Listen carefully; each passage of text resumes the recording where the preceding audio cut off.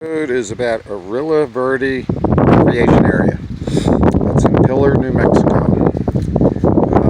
If you're heading down from Taos on Route 68, it's about a 20-minute drive down, and you're going to take a right on Route 570, and it's right into this recreation area. There's 7 campgrounds here, very small campgrounds spread out all about a mile apart. 4 to 7 sites on each. 2 of the campgrounds have electric and water, and the others have nothing other than pit toilets. And those are $5 a night, and the electric and water sites are, I think, are around $15 a night. But you can get water at any of the campgrounds if you're at one of the campgrounds that has no water. Anyway, it's beautiful here. It's inside a canyon, very narrow canyon, right? You can see down that way. Campsites are spaced out nicely. I'm going to go and show you, okay, even though it looks kind of narrow here in the back of the campsite, it goes down like to a little plaza area where the main campsite is. And beautifully landscaped, nice rocks all around, rock steps, etc. So we're going to go down onto my campsite, and it opens up into this area, you know, with the picnic table, fireplace, landscaped all around, nice shrubbery, and you know, nice walkways. And up there would be my camper. Over here you have a charcoal grill, so that's a nice feature too. A lot of campgrounds don't give you that also. And then, you know, the views are just unbelievable. The canyon, and down there, I'm going to take you down there in a few minutes. That's the Rio Grande River. So let's take a walk down there.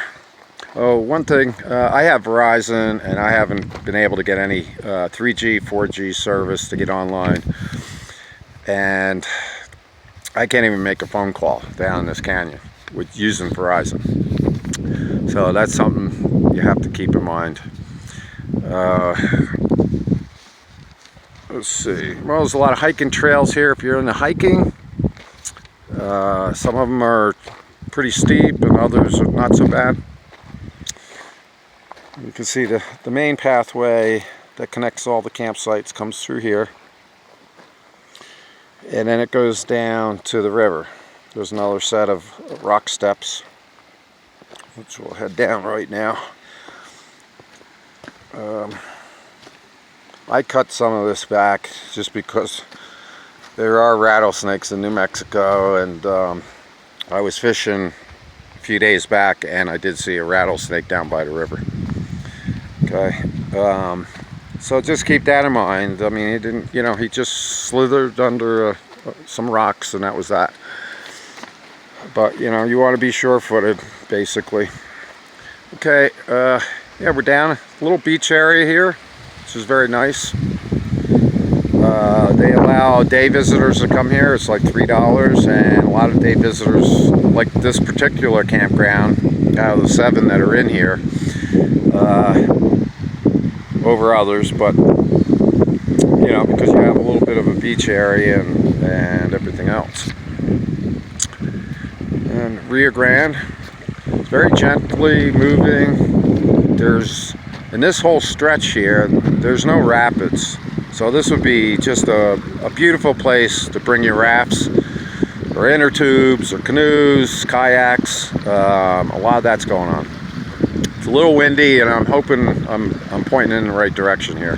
Because if I point the other direction, I think it's going to get, the sound's going to get kind of cut off. But I'm going to just show you. So, I mean, it's just spectacular. It just doesn't get any better than this. Canyon, I'd say it goes up to 600 feet in some places here on the Rio Grande.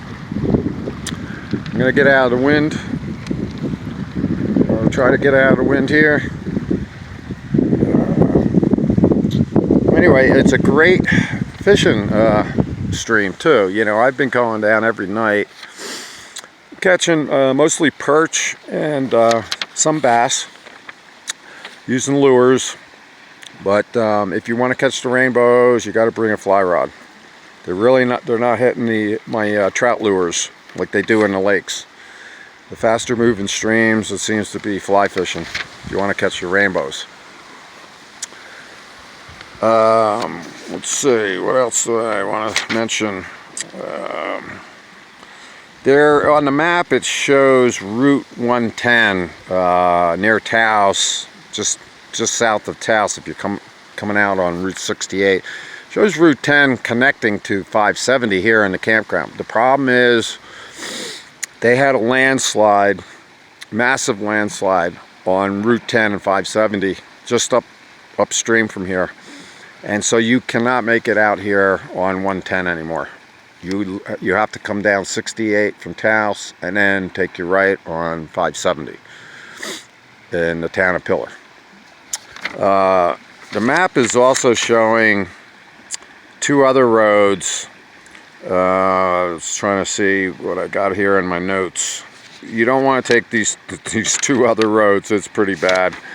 Let's see, it shows Route 567 and West Rim Road, which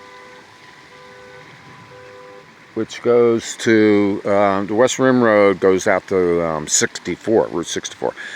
If you take either one of those, all of a sudden you're going to come to this canyon, and you're going to have to go straight down 600 feet on a dirt, unimproved road to get to 570, and it's treacherous. I have a Jeep, and the first time I took it, I said, oh boy. It's just rocks sticking up, ruts everywhere, very narrow, no guardrail. I mean, you go off and you go down 600 feet. So I wouldn't recommend anyone trying to tow a vehicle down that road, because you're probably going to lose traction in the gravel. And some of the turns are 90 degrees, and if you lose traction and go straight, you're going right off a 600-foot cliff. So it's hairy. If you're in a motorhome and you're daring, yeah, I would say you could do it. Going downhill, again, you're going to lose traction. You're going to start sliding in spots. It's so steep. Going up, I would say probably you could do it, you know, but you're gonna have to go real slow, like 5 miles an hour, for that 2-mile stretch. So if you're, like I say, if you're pulling a vehicle and you got a couple tons behind you, I wouldn't recommend going up or down that road. You know, like I say, it's Route 567 and West Rim Road, and they converge at the road that comes down into the canyon, over a bridge, and into this camping area.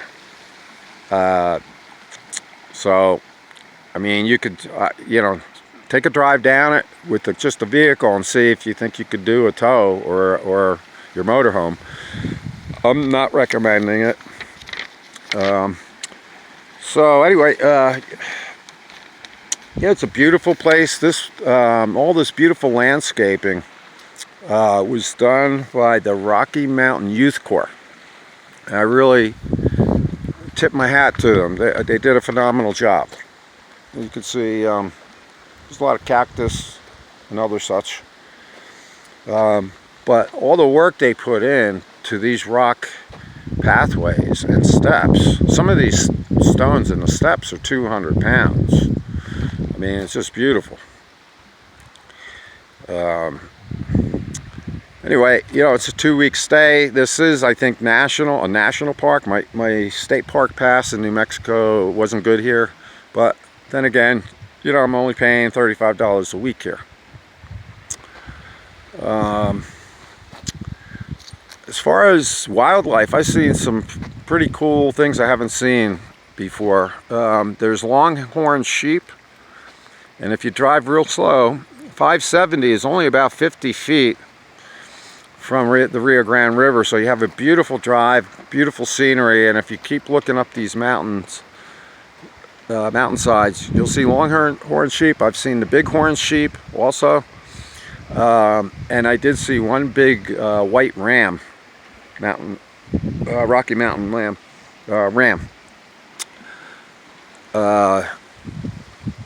And like I said, I saw one rattlesnake down at the beach when I was fishing the other night, but he just scurried off and went into some rocks.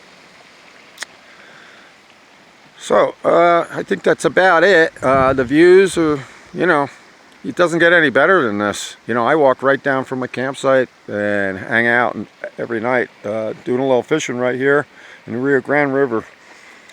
So if you're near Taos, I would definitely recommend it. And the landscaping, like I say, I haven't seen any finer anywhere in the United States, and I've pulled a trailer now across from Pennsylvania all the way to California and back. And the Rocky Mountain Youth Corps really did a phenomenal job. So that's my episode. I've been doing a lot on the state parks, and this one, it's not state, but I figured you viewers would love to see it. So that's about it, and this is Eric signing off.